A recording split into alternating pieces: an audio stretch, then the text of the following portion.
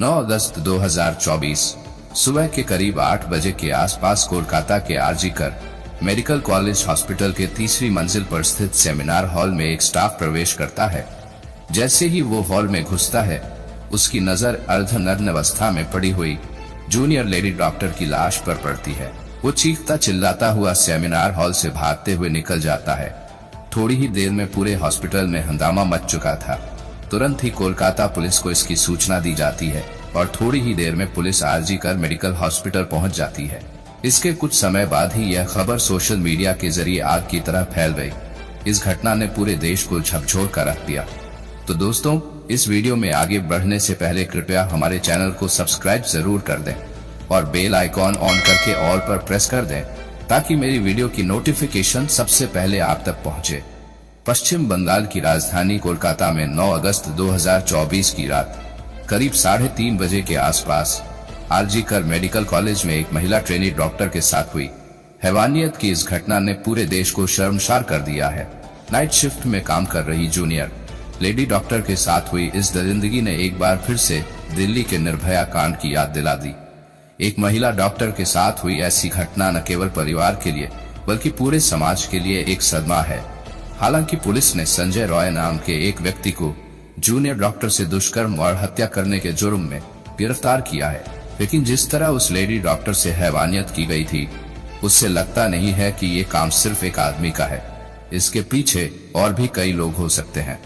दरअसल दिन रात पढ़ाई करके मेहनत करने के बाद कुछ लड़के और लड़कियां नीट का एग्जाम पास करके क्वालिफाई करके इस आरजी-कर मेडिकल कॉलेज में जूनियर डॉक्टर के तौर पर डॉक्टरी की ट्रेनिंग के लिए आते हैं। कुछ माँ बाप तो ऐसे भी होते हैं जो अपने बच्चों का सपना पूरा करने के लिए कर्ज तक लेकर उन्हें पढ़वाते हैं ताकि उनका भविष्य संवर जाए। ऐसे ही इसी कॉलेज में एक ऐसी लड़की थी जिसने बड़ी मेहनत से पढ़ाई करके एग्जाम क्वालिफाई करके इस मेडिकल कॉलेज में एडमिशन लिया था। उस लड़की के अलावा उसके परिवार में सिर्फ उसके माँ बाप ही थे। उसके माँ बाप का सपना था कि उनकी इकलौती बेटी पढ़ लिख कर डॉक्टर बने और बेटी का सपना था कि वो अपने माँ बाप के सपने को पूरा करे और उनको इस गरीबी के दलदल से बाहर निकाले। उसके पिता घर चलाने और अपनी बेटी को पढ़ाने के लिए बच्चों के स्कूल यूनिफॉर्म बेचा करते थे और उसी से वो अपना घर चला रहे थे और अपनी बेटी को भी पढ़ा रहे थे। उनकी बेटी ने MBBS की पढ़ाई पूरी कर ली थी। उसके बाद अब वह आरजी-कर मेडिकल कॉलेज में PG की सेकंड ईयर की स्टूडेंट थी। उसके माँ बाप बचपन से जो सपना देख रहे थे वह अब पूरा होने ही वाला था, क्योंकि उनकी बेटी डॉक्टर बनने वाली थी और उनके घर के हालात बदलने वाले थे। वो परिवार में पहली डॉक्टर बनने का गौरव हासिल करने वाली थी। उसकी सफलता न केवल उसके परिवार के लिए गौरव की बात थी, बल्कि वह अपने समुदाय के लिए भी प्रेरणा बन चुकी थी। मेडिकल कॉलेज में उसने खुद को साबित करने के लिए कड़ी मेहनत की। उसे हमेशा से ही मरीजों की सेवा करने की प्रेरणा थी। वह हमेशा मुस्कुराते हुए मरीजों की देखभाल करती थी और अपने काम के प्रति समर्पित थी, लेकिन कोई नहीं जानता था कि एक दिन यही समर्पण उससे भयानक अंत की ओर ले जाएगा। 8 अगस्त की रात को लगभग 11 बजे उसे उसकी माँ का फोन कॉल आया। माँ ने हर रोज की तरह अपनी बेटी की खैर खबर ली। जूनियर लेडी डॉक्टर ने मुस्कुराते हुए जवाब दिया, माँ मैं ठीक हूँ। उस समय वह मरीजों को देखने जा रही थी। ये उनका आखिरी संवाद था। माँ को यह संतोष था कि उनकी बेटी अपने काम में व्यस्त है और सुरक्षित है, लेकिन नियति कुछ और ही खेल खेल रही थी। रात 12 बजे के आसपास जूनियर डॉक्टर ने अपने 2 जूनियर सहयोगियों के साथ बैठकर हंसी मजाक के बीच खाना खाई। उसके बाद उन्होंने कहा कि वे काफी थकी हुई हैं और अब सोने के लिए सेमिनार हॉल में जा रही हैं। किसी ने सोचा भी नहीं था कि उस दिन उसका आखिरी दिन होगा। 9 अगस्त 2024 की सुबह के लगभग 10 बजे के आसपास कोलकाता के आरजी-कर मेडिकल कॉलेज हॉस्पिटल से जूनियर लेडी डॉक्टर के पिता को एक कॉल आया। हॉस्पिटल से फोन करने वाले ने कहा, क्या आप जूनियर लेडी डॉक्टर के पिताजी बात कर रहे हैं? तब उन्होंने कहा, हाँ। इसके बाद हॉस्पिटल वाले की बात सुनकर उस पिता के पैरों तले से जमीन खिसक गई। उसने कहा, जितनी जल्दी हो सके आप अस्पताल पहुंच जाइए। आपकी बेटी की तबीयत बहुत ज्यादा खराब है। पिता को इस खबर पर यकीन नहीं हुआ। उनकी बेटी जो रात में बिल्कुल ठीक थी, अचानक से उससे ऐसा क्या हो गया? वह कुछ पूछ पाते इससे पहले ही फोन कट गया। पिता ने घबराहट में दोबारा कॉल किया और लड़खड़ाते हुई आवाज में पूछा, मेरी बेटी को क्या हुआ है? उधर से जवाब मिला, सर आपकी बेटी ने अपनी जीवन लीला समाप्त कर ली है। इतना सुनते ही पिता की आंखों से आंसू निकल आए। यह खबर सुनते ही माँ भी फूट फूट कर रोने लगी। उसके बाद दोनों बिना देरी किए अस्पताल की ओर रवाना हुए। जब वे दोनों अस्पताल पहुंचे तो यह खबर पूरे शहर में आग की तरह फैल चुकी थी। आरजीकर अस्पताल में अफरा तफरी का माहौल था। लेडी डॉक्टर का शरीर अर्धनग्न अवस्था में खून से लथपथ और जख्मों से भरा पड़ा था।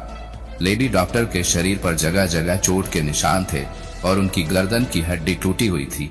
आंखों से, मुंह से, बाएं पैर और निजी अंगों से भी खून बह रहा था। उसकी एक उंगली भी टूटी हुई थी। यह कोई साधारण मौत नहीं थी, बल्कि बर्बरता की सारी हदें पार की जा चुकी थी। बेटी की हालत को देखकर पिता और माँ दोनों टूट जाते हैं। इस भयानक घटना की खबर ने पूरे अस्पताल के सभी डॉक्टरों, नर्सों और कर्मचारियों को हिलाकर रख दिया। जैसे ही यह खबर अस्पताल से बाहर निकली तो सोशल मीडिया पर आग की तरह फैलने लगी और पूरे देश में गुस्से की लहर दौड़ गई। अस्पताल के बाहर लोगों का जमावड़ा होना शुरू हो गया। डॉक्टरों और नर्सों ने धरना प्रदर्शन शुरू कर दिया। लोगों की बस एक ही मांग थी, न्याय और दोषियों को सख्त से सख्त सजा देना। बढ़ते दबाव के चलते इस मामले की जांच बहुत तेजी से शुरू हुई। शुरुआत में अस्पताल प्रशासन ने इसे एक आत्महत्या के रूप में पेश करने की कोशिश की थी। जूनियर लेडी डॉक्टर के शरीर के कई जगह पर घाव और उसकी टूटी हुई गर्दन की हड्डी, यह सभी संकेत देते थे कि यह मामला साधारण तो बिल्कुल भी नहीं है, जो कि पोस्टमार्टम की रिपोर्ट ने साबित कर दिया था कि यह आत्महत्या नहीं है। यह घटना केवल एक परिवार का दर्द नहीं, बल्कि पूरे देश का सवाल बन गई थी। ममता बनर्जी की सरकार भी इस मामले को लेकर दबाव में आ गई थी। जांच के दौरान सेमिनार हॉल के पास के सीसीटीवी फुटेज खंगाले गए। इसमें कुछ संदिग्ध गतिविधियां देखी गई। जांच के दौरान संजय रॉय नाम का एक आदमी सामने आया, जो कोलकाता पुलिस का सहायक के रूप में कार्य करता था। वह अक्सर अस्पताल में आता जाता था। वो मरीजों से पैसे लेकर उनको हॉस्पिटल में एडमिट करता और उनको सुविधा मुहैया कराने का काम करता था। उसी जांच के दौरान पुलिस को सेमिनार हॉल के पास एक ब्लूटूथ डिवाइस मिला। पुलिस ने जब सभी संदिग्ध व्यक्तियों के मोबाइल से ब्लूटूथ कनेक्ट करने की कोशिश की तो वह संजय रॉय का मोबाइल से कनेक्ट हो गया। इसका मतलब यह ब्लूटूथ डिवाइस संजय रॉय का ही था। फिर पुलिस ने उसे तुरंत हिरासत में लिया। बाद में पता चला कि संजय रॉय आपराधिक प्रवृत्ति का था। उसने 4 शादियां की थी और हर बार जब उसका मन भर जाता था तो अपनी पत्नी को छोड़ देता था। उसकी एक पत्नी की संदिग्ध परिस्थितियों में मौत भी हुई थी, लेकिन उस समय किसी ने इसकी शिकायत नहीं की थी। वो अपना मोबाइल में अश्लील वीडियो भी रखता था। हॉस्पिटल में भी वो लड़कियों पर बुरी नजर रखता था, पर वो अपने आप को पुलिस कहता था, इसलिए कोई उसका विरोध नहीं करता था। संजय रॉय ने गिरफ्तारी के बाद पहले तो किसी भी अपराध को स्वीकार करने से इनकार कर दिया, लेकिन बाद में जब उससे कड़ी पूछताछ की गई तो उसने अपने अपराधों को कबूल कर लिया। 8 अगस्त 2024 की रात संजय रॉय आरजीकर हॉस्पिटल 2 बार आया था। पहली बार रात के 11 बजे आया था। उसमें वो एक मरीज से मिलने आया था जिसे उसने खुद एडमिट किया था। उसके बाद आधा घंटा बाद ही वो वहां से निकल गया। उसके बाद वो फिर से रात में लगभग 3:30 बजे के आसपास हॉस्पिटल आया। इस बार वो नशे में था। उसने शराब के नशे में धुत होकर उस जूनियर लेडी डॉक्टर पर हमला किया। उसने पहले उसे बुरी तरीके से मारा, फिर उसके साथ दुष्कर्म किया और अंत में उसकी जीवन लीला समाप्त कर दी। अपनी जान और आबरू बचाने के लिए डॉक्टर बेटी खूब लड़ी, लेकिन अंत में हार गई। उसके शरीर पर जगह जगह गहरे घाव के निशान पाए गए, जो इस बात के सबूत थे कि उस पर कितनी क्रूरता के साथ हमला किया गया था। पुलिस ने संजय रॉय के मोबाइल को भी जब्त किया तो उसमें कई आपत्तिजनक वीडियो भी पाए गए, जो उसके अपराधी होने के और भी पुख्ता सबूत थे।